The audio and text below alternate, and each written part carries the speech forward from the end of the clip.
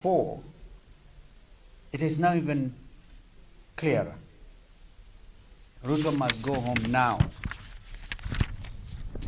Yesterday, and through the executive office of the president, a quote-unquote youth engagement forum for inclusive development missive was publicly issued, signed by the Chief of Staff and Head of the Public Service, Felix Koskei.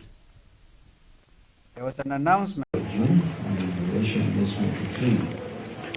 A few days ago, I walked in painful steps, first to the Nairobi County mortuary, and then to the Kenyatta National Hospital mortuary. According to every account, a large number of our children, Gen Z, have been injured by Kenya police directed bullets, tear gas, canisters, rungurams, and water cannons before being brought to these facilities by their friends and the Red Cross. At the Kenyatta National Hospital, numerous children who suffered severe injuries needed the best possible care.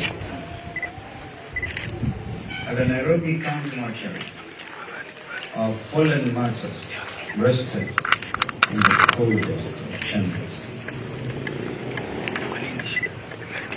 These unsettling images will linger in my mind for a long time.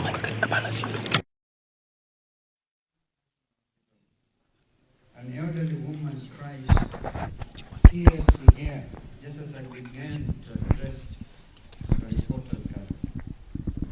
She was searching for her grandson, a peaceful protester who hadn't returned home. Last seen in Githurai. She was searching for any report about his whereabouts. It had been days since she last saw him after he had said he was joining the peaceful protest to hashtag reject the finance bill 2024.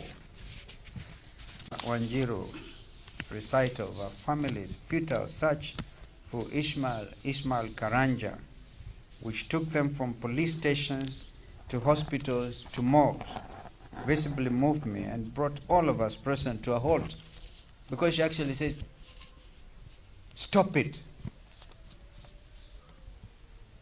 Ismail Karanja and many others are missing and unaccounted for because they were peacefully protesting against the Ruto regime's atrocities. Our children are laying in the mortuary because Inspector General of Police, Japhet Kome, and his Lieutenant Bunge, both Ruto appointees, executed a shoot-to-kill order. Kome and his subordinates ruthlessly and blinkingly ended their young lives because they dared use their constitutionally guaranteed right to peaceable assembly, demonstration, and picketing under Article 37 of our Constitution 2010. This is the state of the nation today, with grandparents seeking their missing children at police stations. This is the state of the nation, where sisters and brothers receive calls informing them that their siblings are in hospital beds after receiving life-saving care. This is the state of the nation, in which fathers and mothers have been forced to identify the remains of their sons and their daughters.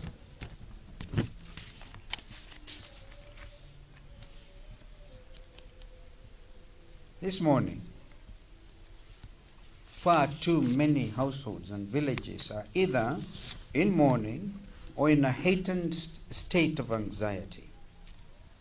The heartbreaking pleadings of our mothers, fathers, and sisters seeking the status of their loved ones are rippling the air from Rongai to Nairobi, from Machakos to Eldoret, from Garissa and Mombasa, and all areas of our country. Our children's phones have been switched off. Their social media accounts have been erased to hide Ruto and Kome's crimes. We stated a few days ago, as Azimio la Umoja One Kenya Coalition Party, that June 25th would go down in the history of our country as a day of infamy. We were mistaken. This Ruto-led regime is the greatest infamy wrought on Kenyans in their 61-year-old independent history. And if it wasn't obvious before, it is now even clearer. Ruto must go home now.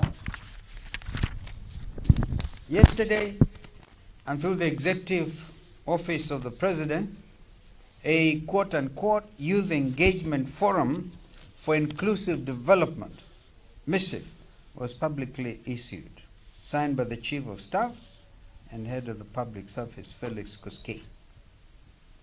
There was an announcement, quote, that a multi-sectoral forum will be constituted to engage with all stakeholders in addressing the concerns raised by the youth. The communication was long in acronyms and short in apology for the state-sanctioned shoot-to-kill order that led to the massacre of hundreds of our children's future. According to all reports, the leaderless and tribalist Generation Z has disregarded with more than contempt this embarrassingly inept sanitization effort. They have rejected this dictatorship. They demand answers today about where their comrades are being detained. They are demanding answers today about where the bodies of the slain heroes have been concealed. They want nothing to do with Ruto. Indeed, as of last midnight, I think last night, Gen Z had raised in excess of 28 million shillings. And they are so transparent about it. They know where to send it, which hospital. An example in open governance and fidelity to accountability.